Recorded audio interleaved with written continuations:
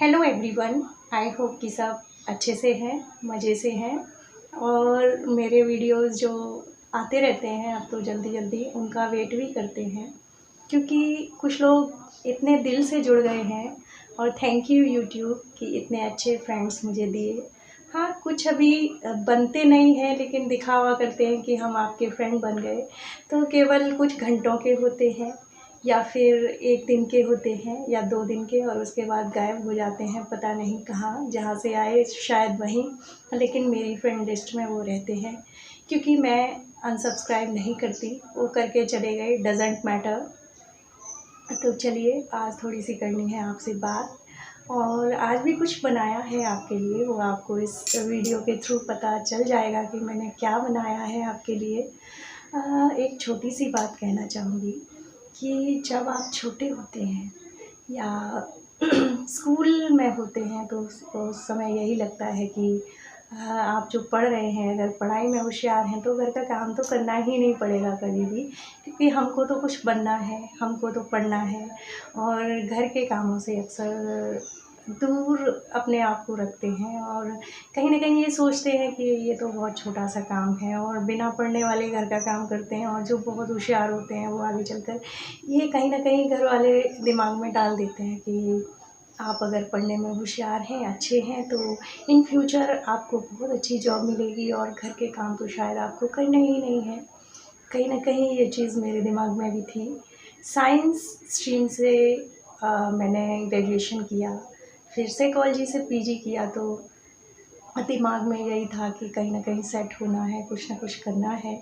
और जब आपके घर में मायके में संयुक्त परिवार होता है, उसमें बड़ी बहनें हों, आपकी माँ हो, आपकी भाभियाँ हों, तो फिर छोटों को तो काम का नंबर ही नहीं आता, और वही मेरे साथ हुआ कि बड़ी भाभी थीं, बड़ी बहन थी, माँ थी, तो ऊपर से साइंस ले रखी थी, तो हमेशा पढ़ाई में अपने आप को इन्वॉल्व रखना, और एक एम लेकर के चलना कि भई हमें तो कुछ बनना है। साइंस ले ली उस समय, तो इसका मतलब होता था कि भई कुछ ना कुछ तो बन के निकलना ही है। और मेरे दिमाग में भी यही फितूर था कि हमको घर के काम करने ही नहीं हैं।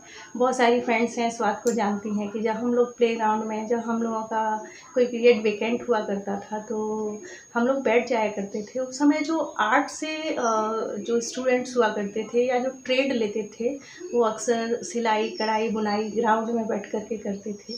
तो उन लोगों को हम बड़ी हे दृष्टि से देखते थे, और मुँह बना कर के वहाँ से निकल लेते थे कि ये तो कुछ नहीं है, बस आई और बुनना स्टार्ट हो गई, बुनती रहती हैं।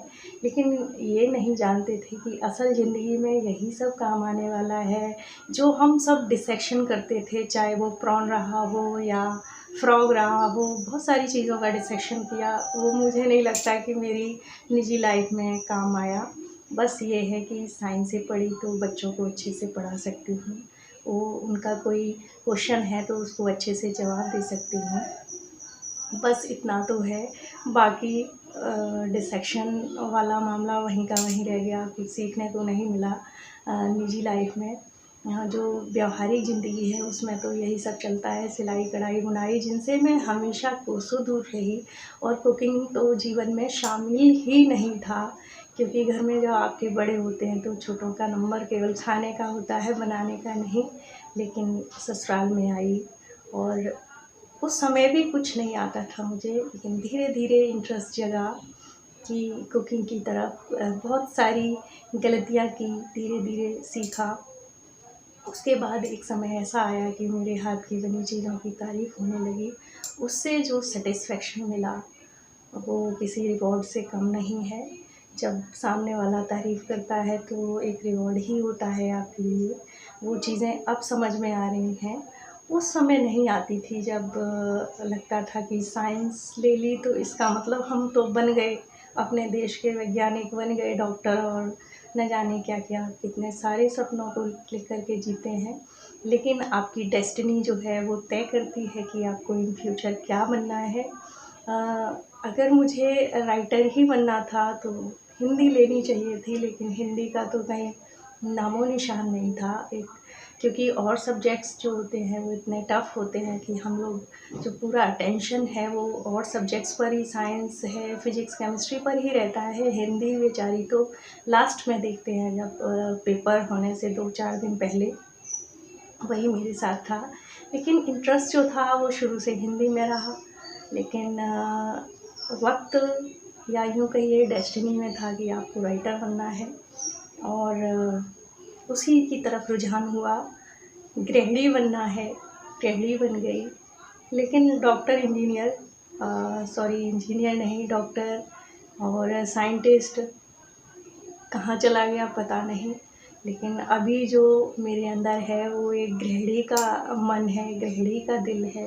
और सच पूछिए कि ये जो ज़िंदगी है ये गृहिणी की बहुत अच्छी लगती है। अच्छी इसलिए कि जब आप मन से कुछ पकाते हैं, वो पकाने के बाद वो आपके जो पारिवारिक लोग हैं या आपके बच्चे हैं और भी इन-लॉज़ हैं, हस्बैंड हैं, इसके अलावा जो घर के और सदस्य हैं, उनकी थाली में जब परोसा जाता है और उधर से जब रेस्पॉन्स है वो पॉजिटिव होता है, तो उसके बाद आपकी जो खुशी होती है वो आप बयान नहीं कर सकते। तो यही कहना चाहूँगी कि कोई भी काम आप जब शिद्दत से करते हैं, मन से करते हैं, तो उसके बाद जो रिज़ल्ट है वो अच्छा ही आता है और आपको कहीं न कहीं अंदर तक सेटिस्फेक्शन देता है, सकारात्मक ऊर्जा से भर देता है। तो आई होप कि आपको मेरी बातें थोड़ी पसंद आई होंगी और कहीं न कहीं आप अपने आप को मेरी बातों में पाओगे, क्योंकि हर इंसान एक कुछ न कुछ सपने लेकर के चलता है, एक मंजिल लेकर के चलता है, लेकिन वो मंजिल जो है वो आपके मन के मुताबिक नहीं मिलती। किसी को भी वो तो डेस्टिनी तय करती है या ऊपर वाला तय करता है। तो आज आपके लिए कुछ बनाया है मीठा सा, जो मैंने अपनी लाइफ में कभी नहीं बनाया था, लेकिन जब वो मेरे हस्बैंड की प्लेट में गया और उन्होंने कहा कि इससे पहले मैंने जितनी बार भी ये डिश खाई है, ये मिठाई खाई है, इससे अच्छा टेस्ट उनको कभी नहीं मिला। तो आप सोचिए कि उनका जो रिप्लाई था उससे मुझे कितनी मतलब खुशी मिली होगी, वो आप देख सकते हैं। और उसकी जो रेसिपी है वो शेयर कर रही हूँ, आप देख लीजिए। आई होप कि आपको पसंद आएगी, और पसंद आए तो मेरे तक ज़रूर पहुँचाइएगा। तो चलिए, बताऊँगी नहीं कि क्या बनाया है, लेकिन सीधे ले चलती हूँ आपको किचन में और बताती हूँ कि किस तरीके से। तो फ्रेंड्स, बालूशाही बनाने के लिए मैंने ली है 1 कटोरी मैदा या 1 बोल मैदा, और इसी कटोरी का 1/4 हिस्सा लेकर के मैं इसमें ऐड करूँगी देशी घी, ये गाय का है। और उसके बाद इसी कटोरी से 1/4 पानी लेकर के उसी पानी से मैं इस आटे को अच्छे से गूँध लूँगी। इसमें 2 पिंच मैंने डाला है सोडा, खाने वाला सोडा, वो इसमें स्किप हो गया है, वीडियो में नहीं दिखा पाई, आपको कैप्चर नहीं कर पाई। मैं बता रही हूँ आपको कि 1 कटोरी में 2 चुटकी मैदा 2 चुटकी पड़ता है खाने वाला सोडा। अब ले रही हूँ मैं इनको तलने के लिए रिफ़ाइन, और ये थोड़ा ज़्यादा लेना है, क्योंकि जो आपकी बालूशाही हैं वो डीप फ्राई होंगी, और डीप फ्राई के लिए थोड़ा सा ज़्यादा लेना पड़ेगा। इस आटे को मैंने 20 से 25 मिनट के लिए रेस्ट के लिए छोड़ दिया था, ताकि ये अच्छे से फूल जाए। और आप देख सकते हैं कि जिस बोल में डाला था उससे इसका लेवल जो है वो काफ़ी ऊपर आ चुका था। इसका मतलब मैदा हमारी अच्छे से फूल चुकी है। अब इस मैदे के मैं 4 हिस्से करूँगी, इस डो के 4 हिस्से करूँगी, और 4 बड़े बड़े पेड़े बनाने के बाद हर पेड़े में से 4 पेड़े और बनाऊँगी। इसका मतलब ये हुआ कि जो 4 हिस्से हैं इनसे 16 बालूशाही बन कर के तैयार हो जाएंगी, और जो मीडियम साइज़ की बनेगी। अगर आपको साइज़ बड़ा रखना है तो आप 3 हिस्से ले सकते हैं और 3-3 बालूशाही बना सकते हैं, यानी 9 बालूशाही बनेंगी। वो आपके ऊपर डिपेंड करता है कि आप इसका साइज़ छोटा बड़ा कैसा रखना चाहते हैं। मैंने छोटी छोटी बनाई हैं, फर्स्ट अटेम्प्ट है, पहला ट्रायल है, तो देखते हैं कैसी बनती हैं और फिर दिखाती हूँ आपको कि किस तरीके से बनी है। इन पेड़ों को हाथ में लेकर के मसलना है और इनको अच्छी सी शेप देनी है गोल, ताकि ये जब इनको फ्राई करें तो इनके लच्छे जो हैं, वो परतें जो हैं वो उभर कर के आएँ। और बीच में कर देना है एक बड़ा सा होल। हर एक लोई या पेड़े से आपको इसी तरीके से बनाने हैं बालूशाही।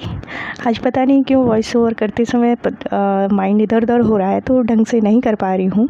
अब मैंने गैस को कर लिया है ऑन, और जो आप ऑयल जो है वो गरम करेंगे उसमें फ्लेम नहीं उठनी चाहिए, यानी गुनगुने से थोड़ा ज़्यादा गरम हो तभी हम बालूशाही सभी ऐड कर देंगे, अदरवाइज़ हमारे बालूशाही जल जाएंगे। इस तरीके से पेड़े जो हैं वो बन करके तैयार हो गए हैं। अब करते हैं हम इनको फ्राई, और फ्राई आप देख सकते हैं फ्लेम इतनी ही रखनी है, यानी लास्ट वाले पे रखना है हमें। जो बिल्कुल जब हम बंद करते हैं तो हल्की सी फ्लेम जो हमें दिखाई पड़ती है उसी फ्लेम पर हमको ये फ्राई कर लेनी है। बस मेन चीज़ होती है इसका आटा लगाना और इसका फ्राई करने का तरीका सीख जाना, बस। इसके अलावा इसमें कुछ नहीं है, बिल्कुल सिंपल मिठाई है। पहले प्रयास में ही मेरी अच्छी बन गई, इसका मतलब सिंपल है बनाना, इसीलिए बन गई। जलेबियों के तो पीछे पड़ी रही, तो 2 बार में मैं ढंग की बना पाई। और इसका तो मुझे अंदर से ही नहीं लग रहा था कि मैं बना पाऊँगी, बस नाम सुना था, खाई थी, घर में कभी बनाई नहीं थी, बस हलवाई से लेकर के खाई या फिर किसी शादी ब्याह में।